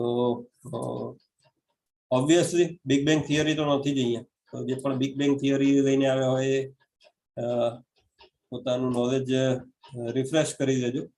આપણે સ્પિરિચ્યુઅલ કોર્સ કરવા બેઠા છીએ, તો સ્પિરિચ્યુઅલમાં આપણા સ્ક્રિપ્ચરે શું કીધું છે, આપણા ભગવાને શું કીધું છે, એના બેઝિસ પર આપણે આગળ જઈશું. તો 8 અધ્યાય સુધી તમે જોડાઈ રહ્યા, તો એટલીસ્ટ તમને હવે તો ખબર પડી જ ગઈ હશે કે સૌથી ઉપર, સૌથી સર્વોપરી ઈશ્વર કોણ છે? કૃષ્ણ ભગવાન છે. તો એના માટે મારે સમજ આપવાની જરૂર રહેતી નથી, આઈ ગેસ. બરાબર, તો કૃષ્ણના નીચે અને ના પણ આવતી હોય તમને સમજ, તો આપણે 18 અધ્યાય સુધી બની રહેજો, તો આપણે એમાં શીખી ગઈશું. તો કૃષ્ણ ભગવાનનો પહેલો પુરુષ અવતાર. ભગવાનના એક તો ઘણા બધા અવતાર હોય છે, પુરુષ અવતાર, ગુણ અવતાર, લીલા અવતાર. એ બધું આપણે ભાગવતમમાં પણ ડિસ્કસ કરતા હોઈએ છીએ. જો નવા હોય તો તમે તમારી કન્ટિન્યુટી બનાવી રાખજો, બધું જ સમજમાં આવશે. બીજી ત્રીજી વખત કન્ટિન્યુ રિપીટ થશે ત્યારે સમજ આવી જશે. તો કૃષ્ણ ભગવાનનો પહેલો પુરુષ અવતાર, 3 પુરુષ અવતાર છે. તો પહેલો પુરુષ અવતાર છે આપણો કારણોદક્ષય વિષ્ણુ અથવા મહાવિષ્ણુ. બરાબર, એમનાથી સૃષ્ટિનું સર્જન શરૂ થાય છે. કેવી રીતે સર્જન શરૂ થાય છે? એક તો વિઝ્યુઅલી તમને રિપ્રેઝન્ટ કરેલું છે, એવી રીતે આ બાજુમાં ગોલ્ડન બબલ્સ દેખાય છે, તમને દેખાય છે ને? એ બીજું કાંઈ નથી, પણ આપણે જે આગળ ભૌતિક જગત જોયું છે, આખું બ્લેક સર્કલ, એનું એ છે. અને આ એનવાર્ડ વર્ઝન છે એનું. બરાબર, મોટું કરેલું વર્ઝન છે. આ બધા આટલા બધા અસંખ્ય અનંત સંખ્યામાં હોય છે. તો એમનું સર્જન કેવી રીતે થાય છે કે જ્યારે મહાવિષ્ણુ કે કારણોદક્ષય વિષ્ણુ જે શ્વાસ અંદર લે ત્યારે એ બધાનું વિનાશ થાય છે, અને જ્યારે શ્વાસ બહાર કાઢે તો એ બધા જે સૃષ્ટિઓનું જે મતલબ જે લોક છે, ભૌતિક લોક, એ બધાના સર્જન થતા હોય છે. અને માની લો કે તમને કોઈ ક્વેશ્ચન થાય કે ખાલી શ્વાસ લઈને શ્વાસ છોડે એટલામાં વિનાશને સર્જન કેવી રીતે થઈ શકે? તો એના માટે આપણે 4થો અધ્યાય હું તમને રિફર કરીશ. બ્રહ્માજીનો જે સમયવાળી આપણે સ્લાઇડ જોઈ હતી એને રિફર કરીને તમે પોતાનું લોજિક લગાવી લેજો કે એટલા ટાઈમમાં શું થઈ શકે. બરાબર. ઓકે, આનું સર્જન વિનાશ ખબર પડી ગઈ. પછી આ ખાલી ભૌતિક જગતનું સર્જન થયું, પછી એમાં જીવ કેવી રીતે આવે એ આપણે જોઈશું. તો મહાવિષ્ણુ દ્રષ્ટિપાત કરે છે રમાદેવી પર, અને શંભુ એટલે કે શંકર ભગવાનની મદદથી એ બંનેનું થઈને ઉત્પત્તિ થાય છે આપણા જીવની ભૌતિક જગતમાં. બરાબર. તો એની સાથે એક સાયમલ્ટેનિયસલી એક બીજી એ પ્રોસેસ છે કે બીજા પુરુષ અવતાર કૃષ્ણ ભગવાનના, એટલે કે ગર્ભોદક્ષાય વિષ્ણુ, એ ગર્ભોદક ઓશન પર બિરાજમાન હોય છે. એ પણ બધા એક ભૌતિક લોકમાં એક ગર્ભોદક્ષાય વિષ્ણુ, એવી રીતે દરેકમાં એક એક હોય છે. બાજુમાં દેખાય છે ને તમને? અહીંયા એક છે, અહીંયા એક છે, આ બાજુ જમણી બાજુ, ડાબી બાજુ, બધી બાજુ એક એક અંદર અલગ ગર્ભોદક્ષાય વિષ્ણુ હોય છે. તો એક લોકના એક ગર્ભોદક્ષાય વિષ્ણુ, એવી રીતે ગર્ભોદક્ષાય વિષ્ણુ બીજા પુરુષ અવતાર તરીકે પ્રવેશ કરે છે. એમની નાભીમાંથી એક કમળની દાંડી ફૂટે છે, અને એ દાંડીમાં જ આપણા બધા લોક રહેલા હોય છે. અને એનાથી ઉપર જે લાસ્ટમાં સત્યલોક હોય છે, એની ઉપર એક કમળ હોય છે, અને કમળમાં બ્રહ્માજીનો ઉત્પત્તિ થાય છે. બરાબર. તો બ્રહ્માજી કેવી રીતે આવે? તો ગર્ભોદક્ષાય વિષ્ણુમાંથી. અને બધાને ખ્યાલ જ હશે બ્રહ્માજીનું કામ શું છે? તો સૃષ્ટિના બધા જીવોનું એમને સર્જન કરવાનું કે એમને ઉત્પન્ન કરવાનું કામ એમને આપેલું છે. બરાબર. તો બ્રહ્માજી બધા જીવો માટે આપણે પ્રાણી, પક્ષી, મનુષ્ય, વૃક્ષો, જે પણ જીવ છે એ બધા આવી ગયા. એ બધા જીવોનું સર્જન કરે છે. અને બધા જીવોના હૃદયમાં ત્રીજા પુરુષ અવતાર આપણા વિષ્ણુજી, કૃષ્ણજીના, એટલે ક્ષીરોદક્ષાય વિષ્ણુ, જેને આપણે પરમાત્મા રીતે પણ જાણીએ છીએ, તો એ બધાના હૃદયમાં પ્રવેશ કરે છે. બરાબર. તો આ ત્રણ મેઇન પુરુષ અવતાર ધ્યાનમાં રાખવાના છે કે એ એમનો રોલ શું છે. તો આપણને ભૌતિક જગતની જે રચના કેવી રીતે થાય છે એ સમજમાં આવી જાય. બરાબર. હવે આપણે ઉપર જઈશું, કેમ કે હવે આપણે ગાડી અહીંયાથી આપણી સ્પિરિચ્યુઅલ વર્ચ્યુઅલ જર્નીની ઉપર લઈ જઈએ છીએ અત્યારે આ ક્લાસ પૂરતી. તો આ આપણું અહીંયા ભૌતિક જગત પૂરું થાય છે, અને આ જે ડાર્ક ઝોન દેખાય છે ને તમને, એની ઉપર દિવ્ય લોક ચાલુ થાય છે. ઓકે, તો અહીંયાથી ઉપર જઈએ આપણે. તો આ આવ્યું વૈકુંઠ. વૈકુંઠ એકચ્યુઅલી શું છે કે અહીંયા ભગવાન કેવા સ્વરૂપે રહે છે? તો ભગવાન અહીંયા ચતુર્ભુજ સ્વરૂપે શંખ, ચક્ર, ગદા, પદ્મ, શ્રી હરિ, વિષ્ણુ જે આપણે કહીએ છીએ એમના રૂપે ત્યાં બિરાજમાન હોય છે. અને ત્યાં રહીને શું કરે છે? એમની સાથે બીજા બધા પણ દેવી દેવતા હોય છે, જે તમે ઝૂમ કરીને જોશો તો અહીંયા સરસ્વતી માતાજી છે, નરસિંહ મહાદેવ છે, પછી એમના જે પણ બીજા અવતાર છે એ પણ બધા હોય છે, કુર્મા અવતાર બધા છે, કાંતિ દેવી, રતિ દેવી, એ બધા પણ હોય છે. એ બધાની સેવા લઈને એ શું કરે છે કે આ નીચેનું જે આપણે ભૌતિક જગત જોયું એને મેનેજ કરે છે. કે અહીંયા કે ક્યારે માની લો કે પ્રલય આવે, ક્યારે સૃષ્ટિનો સર્જન કરવું, ક્યારે સૃષ્ટિનો વિનાશ કરવું, જે પણ મેનેજ કરવાનું છે એ બધું મેનેજ આપણે વૈકુંઠ લોકમાંથી થાય છે. ઓકે, તો આ ભગવાનની ઓફિસ છે. આપણે ઓફિસ તરીકે એને કન્સિડર કરીને વધારે સારી રીતે સમજી શકીએ છીએ. બરાબર. એનાથી ઉપર જઈશું આપણે. તો ઉપર આ ગોલોકધામ છે, પણ એની વચ્ચે વૈકુંઠ અને ગોલોકધામની વચ્ચે એક અહીંયા અયોધ્યા છે. દેખાયું તમને? એક અયોધ્યા છે. એની ઉપર જશો તો દ્વારિકા, જગન્નાથપુરી, મથુરા, જે પણ આપણા નીચે ભૌતિક જગતમાં જે પણ ધામ છે એ બધા ઉપર પણ હોય છે. તમે 15મો અધ્યાય જયારે ભણશો ત્યારે તમને ખ્યાલ આવશે કે કેવી રીતે આપણું દિવ્ય લોકનું પરાવર્તન છે, ભૌતિક જગત છે. તો એ વખતે તમને સમજ આવશે કે બે જગ્યાએ કેવી રીતે હોઈ શકે. બરાબર. ઓકે, એ બધાની ઉપર આ છે ગોલોકધામ. આ છે ભગવાનનું ઘર. અને આપણું પણ આપણે વિશ આની કરવી જોઈએ. આપણે આના માટે જ બધા પ્રયત્ન કરવાના છે કે ભક્તિ કરીને કે ભગવાનનું ધામ પર આપણે પહોંચી શકીએ. અહીંયા ભગવાન એમની અષ્ટ સખી સાથે અને બીજા એમના નિત્ય પાર્ષદો સાથે દ્વિભુજ સ્વરૂપમાં રહે છે. અહીંયા દ્વિભુજ સ્વરૂપે ભગવાન લીલા કરતા હોય છે. એમના અલગ અલગ રસ હોય કે સાખ્ય ભાવ, પછી વીર રસ છે, એમના બધા, પછી વાત્સલ્ય રસ છે, માધુર્ય રસ, એ બધા અલગ અલગ રસમાં એ બધાની સાથે લીલા કરતા હોય છે. અને ત્યાં એમનું ઘર છે. બરાબર. અહીંયા એમને કોઈની જોડે લડાઈ ને એવું બધું યુદ્ધ ને એવું નથી કરવાનું. એમના હાથમાં ખાલી મુરલી છે, બરાબર. ચક્ર કે ગદા એમની કોઈ જરૂર નથી. અહીંયા બધા સરસ રીતે રહેતા હોય છે. અહીંયા એમની જે સુરભી ગાય, પછી વૃક્ષ, જે કલ્પ વૃક્ષ જે કહીએ છીએ આપણે, એ બધા હોય છે. અહીંયા આપણે કોઈ ઇન્દ્રિયો પણ આપણી બધી ફૂલ હોય છે, મતલબ એમાં કોઈ આપણી પાર્શિયલ ઇન્દ્રિયો નથી હોતી, કે મતલબ ઇન્દ્રિય ભોગ નથી કરવા પડતા હોતા આપણે, કે માની લો કે સૂવું પડે, જાગવું પડે, ખાવું પડે, એવું બધું કઈ નથી હોતું, બરાબર. તો અહીંયા આપણે જઈએ એ આપણો ગોલ હોવો જોઈએ. તો કેવી રીતે જઈશું આપણે? 8 અધ્યાય તો ભણ્યા કે આવું હોય, મતલબ દુખાલયમ હોય કે મારું ધામ છે, એ બધું જોયું, પણ જઈશું કેવી રીતે? તો જે રિપીટર્સ છે એમને ખ્યાલ છે કે આપણે ફરીથી આવી જઈએ જ્યાંથી ચાલુ કરી હતી આપણે જર્ની, 7 નંબર ભૂરલોક. તો એની બાજુમાંથી જ આપણા જે પણ પરંપરામાં આવીએ છીએ આપણે, ગૌડિયા આપણો પરંપરા જે છે યસ, તો એ પરંપરામાંથી આપણે આપણને જે પણ આપેલી છે શોર્ટકટ, એમાંથી જઈશું. તો તમને બાજુમાંથી દેખાતું હશે, દેખાય છે? વંચાય છે? હરે કૃષ્ણ કૃષ્ણ કૃષ્ણ હરે કૃષ્ણ હરે રામ મહામંત્ર, રામ રામ રામ હરે. તો મહામંત્રની એ આપણને રસ્તો આપ્યો છે અને શોર્ટકટ આપેલો છે. અહીંયાથી તમને બતાવતા બતાવતા લઈ જાય. આપણે સ્પિરિચ્યુઅલ જર્ની હોય તો બતાવતા બતાવતા લઈ જાય, પણ ફાઇનલ ડેસ્ટિનેશન શું છે? ક્યાં આવીને અટકે છે? આ જો અહીંયાથી આવીને અટકે છે ગોલોકાધામ. તો એ આપણું ફાઇનલ ડેસ્ટિનેશન અગેન એ હોવું જોઈએ.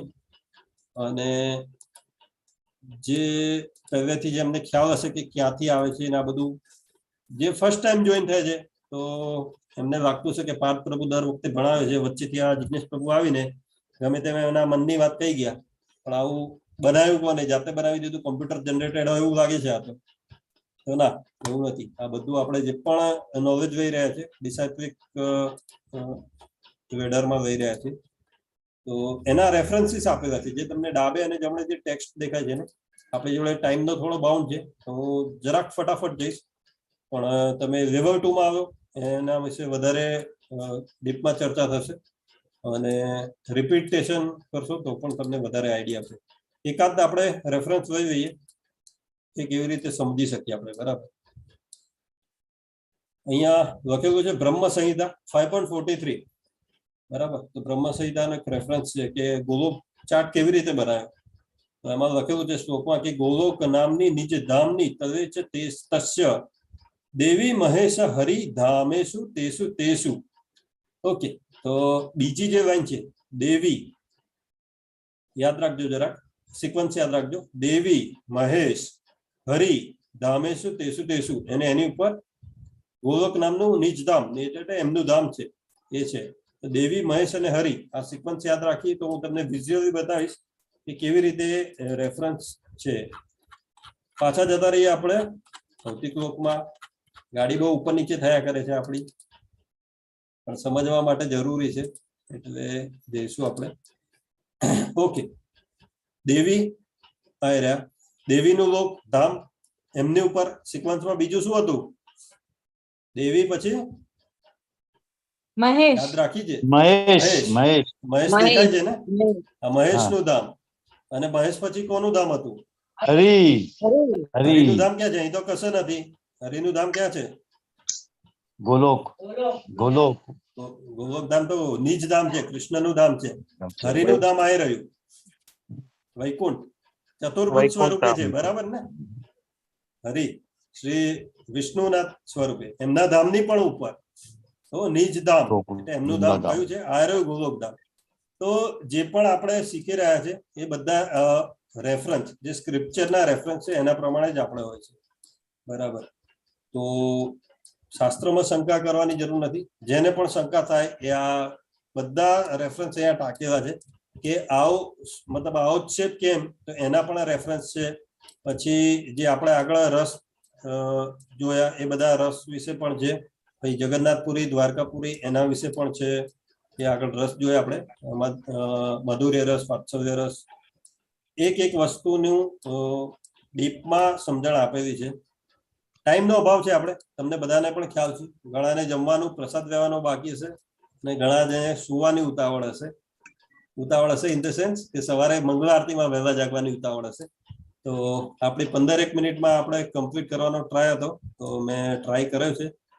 તો કોઈને ક્વેશ્ચન હોય તો કરી શકે છે, નહીં તો પાર્થ પ્રભુને આપણે હેન્ડ ઓવર કરીશું. હરે કૃષ્ણ. હરે કૃષ્ણ. યસ, થેન્ક યુ પ્રભુ, થેન્ક યુ વેરી મચ. ખૂબ સરસ રીતે અમને શોર્ટમાં તમે એક્સપ્લેન કર્યું. યસ, કમલ પ્રભુ આપનો હેન્ડ રેસ છે.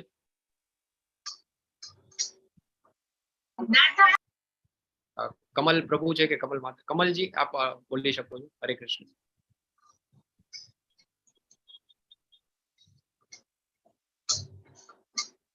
હરે કૃષ્ણ. કમલજી આપ બોલી શકો છો.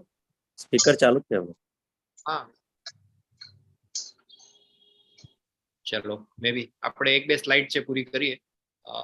જિગ્નેશ પ્રભુએ આપણને ખૂબ જ સરસ રીતે બ્રીફલી આખું ડિસ્ક્રિપ્શન કરી દીધું. આપણને ખબર હોવી જોઈએ ને એકચ્યુઅલી આ જાણવાની શું જરૂર છે ભાઈ, આ ગોલોક ચાર્ટ શું કામ ભગવદ્ ગીતામાં?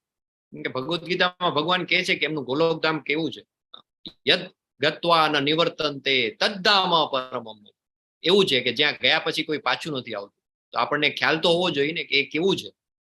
આપણે રેલવે સ્ટેશન પર જઈએ, બસ સ્ટેશન પર જઈએ, ફ્લાઇટમાં ક્યાં એરપોર્ટ પર આપણે ક્યાંય જઈએ તો પેલા આપણને ખબર તો હોય ને કે આપણે ક્યાં જવાનું છે. તમે રેલવે સ્ટેશન પર જાઓ અને ત્યાં ટિકિટ બારી ઉપર પૂછો કે ભાઈ આ ટ્રેન ક્યાં જશે, એટલે કે ભાઈ બોમ્બે જશે, એટલે તમે એની ટિકિટ લ્યો ને તમે એમાં બેસી જાઓ. બરાબર. એવું ક્યારે થાય કે ક્યાં જવાનું છે ખબર જ ન હોય ને તમે એમને બેસી જાઓ? That's not possible. તો એવી રીતે ગોલોકધામની જે છે યાત્રા આપણે આજે કરી, કેમ કે આપણને ખબર હોવી જોઈએ કે આપણે ક્યાં જવાનું છે. તો એના વિશેની આપણે માહિતી લીધી. અને છેલ્લે 33મો એક શ્લોક આવે છે ભગવદ્ ગીતાનો. એમાં કે છે સરસ મજાની રાજા કુલશેખરની પ્રાર્થનાઓ છે. બહુ સરસ કે છે શ્લોકમાં.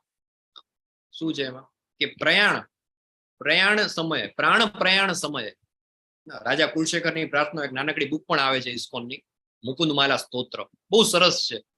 એમાં શું આવે છે, એમાં આપણને કહે છે, શું કહે છે કે કૃષ્ણ ત્વદીય પદ પંકજ. ભગવાન તમે છે ને મહેરબાની કરીને મને તમે શું કરો કે જ્યારે હું અત્યારની પરિસ્થિતિમાં જ હે ભગવાન કૃષ્ણ મારા મનરૂપી રાજહંસને આપના ચરણરૂપી કમળની દાંડીઓની જાળમાં અત્યારે જ પ્રવેશવા દો. મૃત્યુ સમયે મારો કંઠ જ્યારે વાત પિત્ત તથા કફથી રૂંધાઈ ગયો હશે ત્યારે મારા માટે આપનું સ્મરણ કરવાનું કેવી રીતે શક્ય બનશે. બરાબર. એટલે રાજા કુલશેખર છે એમની પ્રાર્થનાઓ છે. એમાં કે છે કૃષ્ણ તોદીય પદ પંકજ. શું કે છે? પંજરાત મધ્યવ મેં વિશતું માનસ રાજહંસ. મને અત્યારે જ, કેમ કે છેલ્લી ઘડીએ તો ખબર નહીં અવાજ પણ નીકળશે કે કેમ. બરાબર. એટલે મને અત્યારે જ કરવા દો. એટલે છેલ્લે આપણે જયારે ખબર જ છે કે આ વિશ્વ જે છે દુખાલય છે, તો છેલ્લો શ્લોક 28મો શ્લોક 8મા અધ્યાયનો શું કે છે? વેદેષુ યજ્ઞેષુ તપસુ ચૈવ દાનેષુ યત પુણ્ય ફલમ પ્રદિષ્ટમ અત્યેતિ તત્સર્વમિદમ વિદિત્વા યોગી પરમ સ્થાનુમપૈતિ ચાદ્યમ. જે મનુષ્ય ભક્તિમય સેવાના માર્ગનો સ્વીકાર કરે છે તે વેદાધ્યયન, તપ, યજ્ઞ, દાન કરવાથી અથવા તાત્વિક કે સકામ કર્મ કરવાથી જે પ્રાપ્ત થનારા ફળો છે એનાથી વંચિત રહેતો નથી. એ બધું તો એને મળે જ છે. તે કેવળ ભક્તિ કરવાથી જ આ સર્વ ફળો પામે છે અને અંતે સર્વોપરી સનાતન ધામને પામે છે. ઘણા બધા લોકો કે ઇસ્કોન યાર હરીફરીને બધું તમે ભક્તિ ઉપર જ કેમ લઈ આવો છો? એટલે લઈ આવી છીએ કે ભગવાન પોતે કે છે કે આ બધામાં 8મા અધ્યાય 28મા શ્લોકમાં કે ભાઈ વેદ કરવાથી, દાન કરવાથી, તપ કરવાથી, યજ્ઞ કરવાથી ને સકામ કર્મ કરવાથી એના બધાથી જે ફળ મળે છે એ બધું જ ભક્તિ કરવા વાળાને તો બાય ડિફોલ્ટ એમને જ મળે અને એ સર્વોપરી સનાતન ધામને પામે છે. તો with this we conclude chapter number 8. અધ્યાય 8 છે આપણો અહીં પૂર્ણ થાય છે. વાંચા કલ્પતરુભ્યશ્ચ કૃપા સિંધુભ્યૈવ ચ પતિતાનાં પાવનેભ્યો વૈષ્ણવેભ્યો નમો નમઃ. અનંત કોટી વૈષ્ણવ વૃંદ કી જય, શીલા પ્રભુપાદ કી જય, ભગવદ ગીતા કી જય, સદગુરુદેવ કી જય, પુરુષોત્તમ માસ કી જય. જય શ્રી કૃષ્ણ ચૈતન્ય પ્રભુ નિત્યાનંદ શ્રી અદ્વૈત ગદાધર શ્રીવાસાદિ ગૌર ભક્ત વૃંદ. એ હાથ ઊંચા કરીને ઊંડો શ્વાસ લઈને ભગવાનને પ્રાર્થના કરીએ. તમને અમે તમારી શરણે અમે આવ્યા છીએ ને અમને પણ એ ગોલોકધામની પ્રાપ્તિ થાય કે યદ ગત્વા ન નિવર્તન્તે તદ્ધામ પરમમ. પછી કોઈ પાછું આવતું નથી. એક વન વે ટિકિટ છે. એ વન વે ટિકિટ અમને આપ. બે હાથ ઊંચા કરીને વિડિયો ઓન કરીને હરે કૃષ્ણ કૃષ્ણ હરે કૃષ્ણ હરે કૃષ્ણ કૃષ્ણ કૃષ્ણ હરે હરે રામ હરે રામ રામ રામ હરે હરે હરે કૃષ્ણ પ્રભુ હરે કૃષ્ણ પ્રભુજી પ્રણામ. હરે કૃષ્ણ પ્રભુજી. બધાનો ખૂબ ખૂબ આભાર.